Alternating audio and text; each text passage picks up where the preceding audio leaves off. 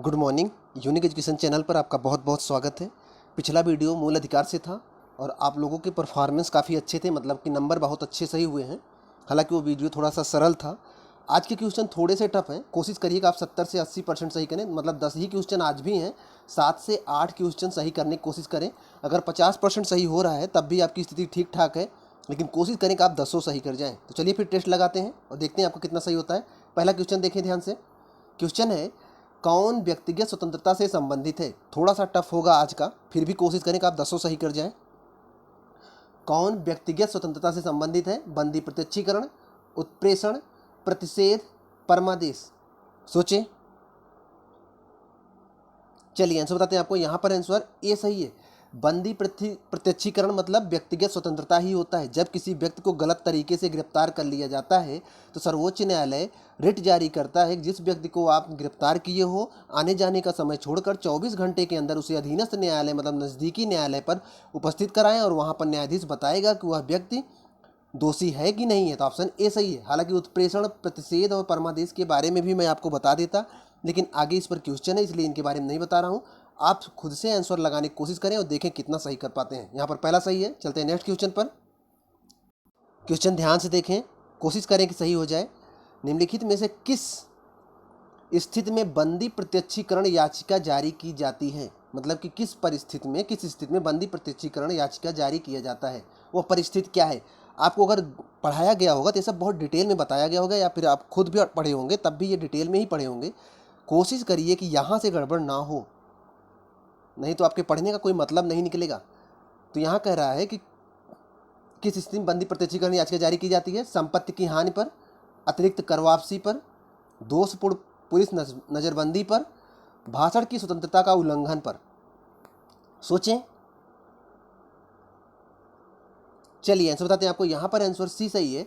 दोषपूर्ण पुलिस नज़रबंदी मतलब पुलिस ने गलत तरीके से अगर किसी को नज़रबंद कर लिया है, किसी को गिरफ्तार कर लिया है, तो उसी के लिए बंदी प्रत्यक्षीकरण याचिका दायर किया जाता है न्यायालय में। और न्यायालय आदेश देता है 24 घंटे के अंदर, आने जाने के समय को छोड़कर 24 घंटे के अंदर उसे उस व्यक्ति को अधीनस्थ न्यायालय में मतलब नज़दीकी न्यायालय में पहुँचाया जाए। वहाँ पर न्यायालय बताएगा वो दोषी है कि नहीं है। तो ये सरल क्वेश्चन था, पहले पर ही आधारित था। अगर ध्यान से पहला सुने होंगे तो ये गड़बड़ नहीं हुआ होगा। आशा करते हैं किसी का नहीं गड़बड़ होगा ये। चलते हैं नेक्स्ट क्वेश्चन पर। क्वेश्चन ध्यान से देखें, अच्छा क्वेश्चन है। निम्नलिखित में से किस याचिका का शाब्दिक अर्थ है हम आदेश देते हैं। ध्यान रखिएगा सभी क्वेश्चन केवल मूल अधिकार से ही हैं, इसलिए गड़बड़ नहीं होने चाहिए। किस याचिका का शाब्दिक अर्थ है कि हम आदेश देते हैं। बंदी प्रत्यक्षीकरण, परमादेश, अधिकार परीक्षा, उत्प्रेषण। चलिए आंसर बताते हैं आपको। यहाँ पर आंसर बी सही होगा, परमादेश। परमादेश हम आदेश देते हैं, तो परमादेश जो जारी किया जाता है उसी का अर्थ होता है कि हम आदेश देते हैं। दरअसल जब कोई लोक अधिकारी विधि के सम्मत अपने कर्तव्यों का पालन नहीं करता, तब न्यायालय उसको आदेश देता है कि आप अपने कर्तव्यों का पालन करें, तभी आप अपने पद पर रह सकते हैं। तो यहाँ पर आदेश आता है तब वो अपने कर्तव्यों का पालन करता है। तो ऑप्शन बी सही होगा। आपको पढ़ाया भी गया होगा अच्छे से। चलते हैं नेक्स्ट क्वेश्चन पर। क्वेश्चन ध्यान से देखें, अच्छा क्वेश्चन है ये भी। निम्नलिखित समादेशों में से कौन सा समादेश, समादेश का मतलब रिट कहते हैं, जो रिट सर्वोच्च न्यायालय जारी करता है, किसी अवैध व्यक्ति से सरकारी पद को बचाने के लिए जारी किया जाता है। उत्प्रेषण, परमादेश, निषेधाज्ञा, अधिकार परीक्षा। सोचिए कौन सा है। चलिए आंसर बताते हैं आपको। यहाँ पर आंसर डी सही होगा, अधिकार परीक्षा। दरअसल जब कोई लोक अधिकारी किसी पद पर रहते हुए अपने पद से बाहर जाकर काम करता है तो उससे न्यायालय पूछता है कि आप किस अधिकार से काम कर रहे हो। तो यहाँ पर मतलब कोई सरकारी पद को बचाने के लिए, मतलब कि अपने पद से आगे निकल के काम कर रहा हो, या फिर अपने वो सरकारी पद पर हो ना तब पर भी काम कर रहा हो, उस पद के योग्य ना हो तब भी काम कर रहा हो, तब उससे न्यायालय पूछता है किस अधिकार से आप काम कर रहे हो। तो ऑप्शन डी सही है, अधिकार परीक्षा रिट जारी किया जाता है। अगला क्वेश्चन अच्छे से देखें, आप पढ़े होंगे बहुत बेहतर तरीके से। क्वेश्चन है, न्यायालय द्वारा जारी किया गया परमादेश माध्यम मतलब परमादेश जो रिट है वो मतलब किस माध्यम से जारी करते हैं। मतलब न्यायालय द्वारा जारी किए गए परमादेश के माध्यम से न्यायालय क्या करना चाहता है ये पूछ रहे हैं। अगर न्यायालय परमादेश रिट जारी कर रहा है तो क्या करना चाहता है।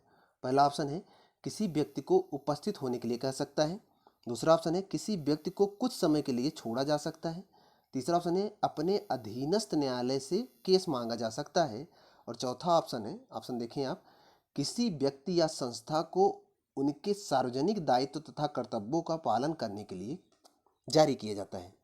क्वेश्चन सरल है, आशा करते हैं गड़बड़ नहीं होगा, सोचें।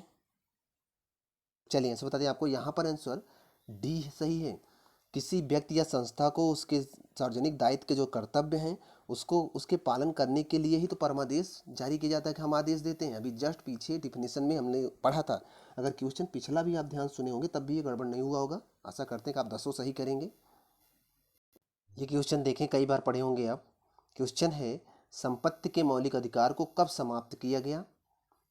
1978 में 44वां संविधान संशोधन, 1982 में 16वां संविधान संशोधन, 1973 में 31वां संशोधन, इनमें से कोई नहीं। सोचें, काफ़ी सरल क्वेश्चन है। चलिए आंसर बताते हैं आपको। यहाँ पर ऑप्शन ए सही है। संपत्ति के अधिकार को 44वें संविधान संशोधन 1978 के द्वारा हटा दिया गया, जो कि अनुच्छेद 31 में था और 19F में था। आप पढ़े होंगे, अगर डिटेल में पढ़े होंगे मूल अधिकार तो जरूर ये सब आपको मिले होंगे और आपको अच्छे से समझ में आए भी होंगे। तो ऑप्शन ए सही है। चलते हैं नेक्स्ट क्वेश्चन पर। आपको कमेंट बॉक्स में ये बताना है कि जब 44वां संविधान संशोधन किया गया था उस समय हमारे देश के प्रधानमंत्री कौन थे? क्वेश्चन ध्यान से देखें, अच्छा क्वेश्चन है। भारतीय संविधान के अनुसार संपत्ति का अधिकार क्या है?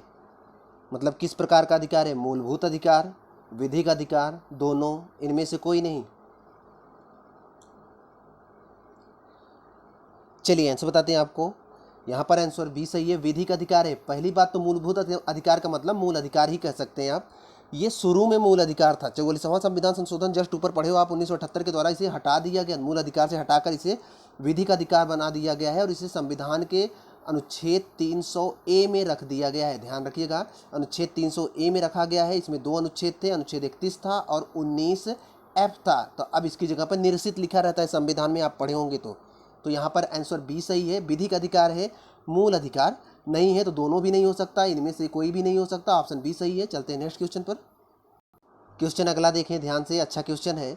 भारत के संविधान के अनुसार जो संवैधानिक अधिकार है किंतु मूलभूत अधिकार नहीं है, कौन सा है? धार्मिक स्वतंत्रता का अधिकार, सांस्कृतिक और शैक्षणिक अधिकार, शोषण के विरुद्ध अधिकार, संपत्ति का अधिकार। सोचें, कौन सा है संवैधानिक अधिकार है किंतु मूलभूत अधिकार नहीं है? चलिए आंसर बताते हैं आपको। यहाँ पर पहली बात तो मूलभूत अधिकार का मतलब मूल अधिकार की बात कर रहा है। तो जो यहाँ पर अभी जस्ट कई बार डिस्कशन कर चुके हैं, गड़बड़ तो नहीं हुआ होगा, मुझे भी लग रहा है आपसे यहाँ गड़बड़ी नहीं हुई होगी। यहाँ पर आंसर डी सही होगा। संपत्ति का जो अधिकार है ये पहले मूल अधिकार था, मतलब मूलभूत अधिकार था। 44वां संविधान संशोधन करके इसे विधिक अधिकार बनाया गया, मतलब अभी ये मूल अधिकार नहीं है। तो पूछा है कौन सा मूलभूत अधिकार नहीं है, तो संपत्ति का अधिकार नहीं है। ऑप्शन डी सही है। चलते हैं नेक्स्ट क्वेश्चन पर। चलिए अगला क्वेश्चन देखें। ये आपके दिमाग को टच करेगा अच्छे से, क्योंकि आप इसको कई बार देख चुके होंगे। मत देने का अधिकार होता है, कैसा अधिकार होता है मत देने का? एक राजनीतिक अधिकार, एक नागरिक अधिकार, एक आर्थिक अधिकार, एक कानूनी अधिकार। तो मत देने का अधिकार किस प्रकार का अधिकार है? चलिए आंसर बताते हैं आपको। यहाँ पर आंसर बी सही है। यह एक नागरिक अधिकार है। एक नागरिक, भारत का नागरिक होने के नाते आपका दायित्व तो बनता है कि आप मतदान करें, वोटिंग करें और वोटिंग में भाग लें, मतलब वोटिंग करें। तो ऑप्शन बी सही है, ये मत देने का अधिकार है। यह किस अनुच्छेद में मत देने के बारे में जो वर्णन किया गया किस अनुच्छेद में है? अगर आपको जानकारी हो तो ज़रूर बताइएगा। जानना चाहते हैं कि आपको कुछ जानकारी है कि नहीं? नहीं होगा तो हम तो ज़रूर बताएंगे, लेकिन पहले आप बताएं।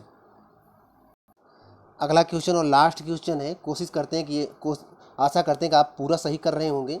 लास्ट क्वेश्चन है, कोशिश करिए गड़बड़ ना हो। मौलिक अधिकार में कौन सी बात की स्वतंत्रता नहीं है? इन चारों ऑप्शन में कौन सी बात की स्वतंत्रता नहीं है? पहला है हड़ताल करने की आज़ादी, दूसरा है विचार अभिव्यक्त की आज़ादी, तीसरा है शांतिपूर्ण प्रदर्शन करने की आज़ादी, चौथा है धरना देने की आज़ादी। सोचें। चलिए आंसर बताते हैं आपको। यहाँ पर ऑप्शन ए सही है। हड़ताल करने की, आपको हड़ताल करने की, आप सुनते हैं ना कि बाजार बंद रहेगा, दुकानें बंद रहेंगी, तो ये आज़ादी नहीं है आपको। सरकार दुकानें या फिर हड़ताल को रद्द कर सकती है, तो मतलब कि हड़ताल करने की आपको आज़ादी नहीं है। आप विचार अभिव्यक्त कर सकते हो, अनुच्छेद 19 में ही है। शांतिपूर्वक प्रदर्शन भी कर सकते हो इकट्ठा होकर, और धरना भी दे सकते हो, कहीं इकट्ठा होकर किसी बात मुद्दे पे लेकर धरना भी दे सकते हो। लेकिन आप हड़ताल नहीं कर सकते या आपका मूल अधिकार नहीं है, तो ध्यान रखिएगा। कह रहा है कौन सा मूल अधिकार की बात नहीं करता, तो ये ऑप्शन ए, ये मूल अधिकार नहीं है। ये वैसे लोग हड़ताल करें अलग मैटर है, बाकी ये तीनों मूल अधिकार में आते हैं, लेकिन हड़ताल करने की आज़ादी ये मूल अधिकार नहीं है। तो ऑप्शन ए सही होगा। आशा करते हैं कि आपके सब सही हुए हैं। कितना नंबर आया कमेंट बॉक्स में ज़रूर बताइएगा। अगर चैनल पे नए हैं, चैनल को सब्सक्राइब कर लीजिए और लाइक, सब्सक्राइब और शेयर जरूर करिएगा। मिलते हैं आपसे नेक्स्ट वीडियो में, तब तक आप पढ़ते रहें।